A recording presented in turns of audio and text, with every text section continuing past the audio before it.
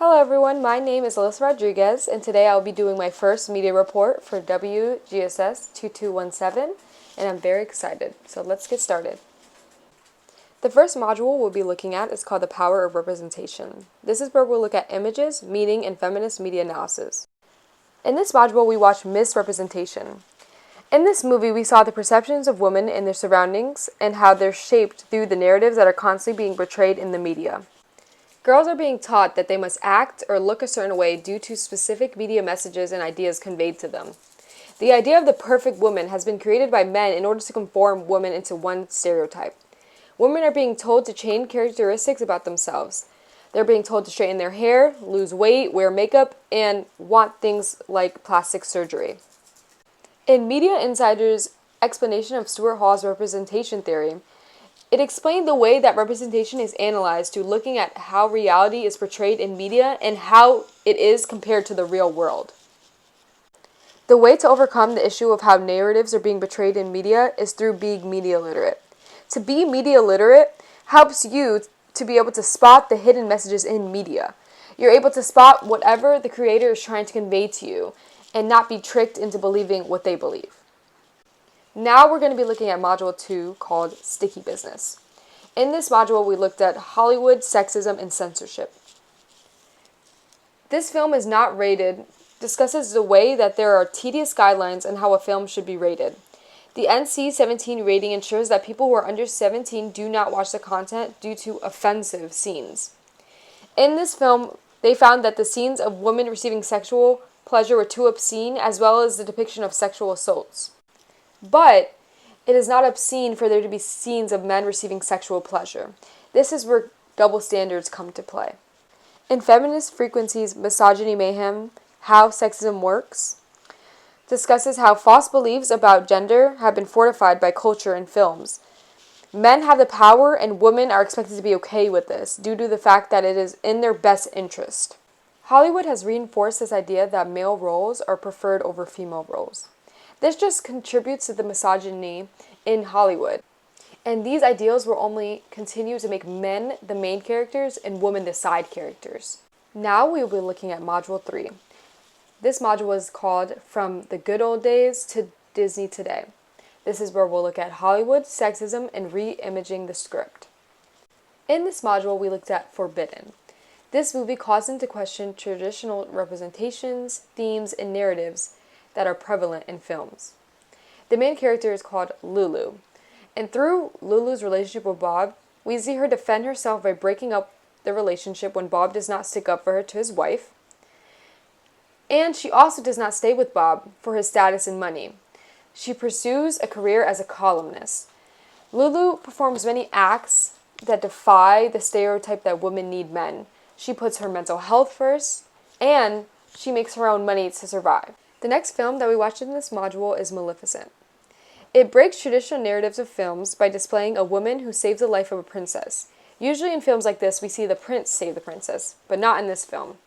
This film also does play into stereotypes. Maleficent is bitter because she's had her heart broken by a man. Maleficent provides an explanation as to why she is bitter, which is better than just displaying the woman as bitter in the movie. Fairies are also now being depicted as wise creatures compared to how they used to be depicted in films. They used to be depicted as being this petty to the extreme creature, but now we are seeing people like Maleficent who have a reason to be petty. In Maleficent, we see this woman become so positive and go through this character development and learn how to forgive and forget in order for herself to be happy. There's this classic Hollywood narrative that consists of a plot that revolves around the life of a man. In movies like Maleficent and Forbidden, we are seeing this be defied because it is not only providing a male lens. We're seeing a story of a woman. We're seeing stories about women who find happiness without man and who also find success without a man. The next module we'll be looking at is Module 4, titled You Are All My Attackers. In this module, we'll be looking at gender, class, and the sport media. I had the pleasure of watching I, Tonya. And in this film, we saw Tonya Harding being a strong woman who did not conform to societal standards. She was unable to afford expensive materials, therefore she made do with the materials she had to compete in ice skating competitions. However, she was judged and penalized for it. This brings up the issue of class. People are categorized by their economic status. They are put into social standings through their income levels, professions, and inheritance. Tonya Harding originated from a working-class household. This let people attach this identity of her being white trash to her due to her lack of money and lower social status. This became a problem when she competed in ice skating competitions because she was being treated and judged unfairly. She wasn't being judged off her skill, she was being judged on how she presented herself or the expense of her clothing and her skates.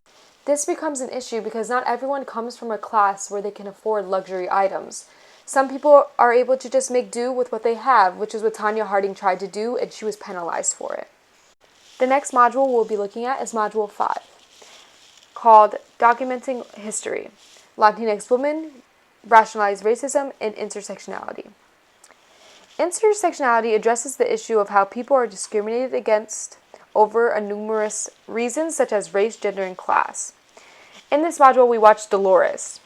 Dolores Huerta worked to spread awareness of the economic, social, racial discrimination of Latinos. There was and still is mistreatment and humiliation toward Latino farm workers.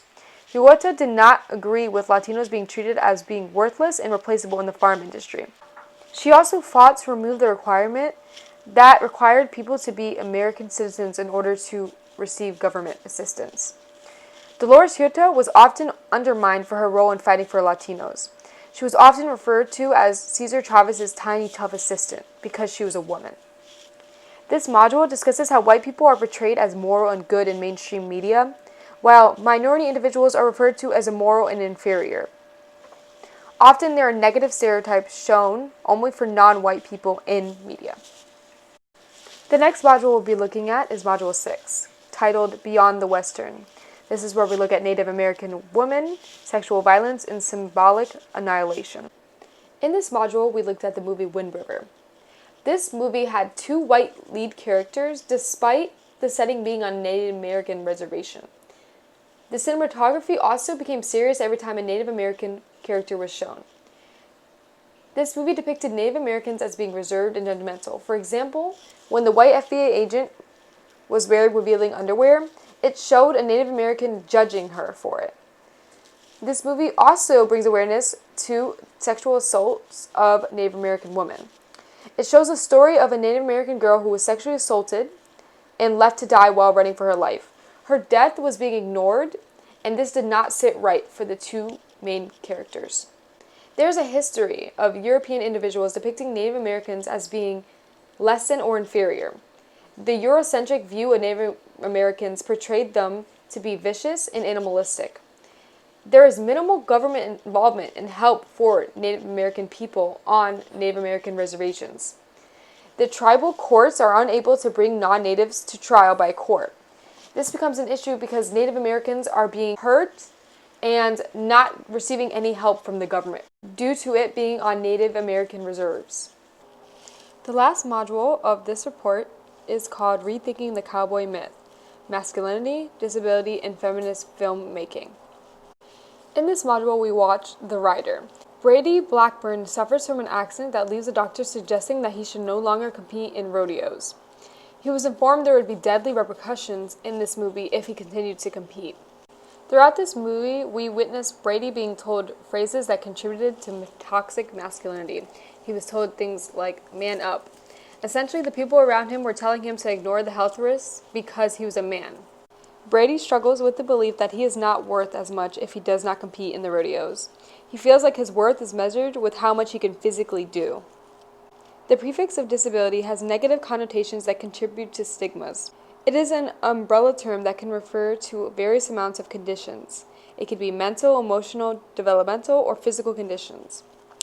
The medical model of disability addresses how the physical differences of people do not make them evil, but instead are just biological conditions. This model helped people with disabilities to be viewed as equals and treated as humans. We often can find that male characters with disabilities in movies and television often think of themselves as only half of a man. This affects individuals from sexual activity and contributes to low self-esteem. And that concludes my media report. Thank you so much for watching, and have a nice day.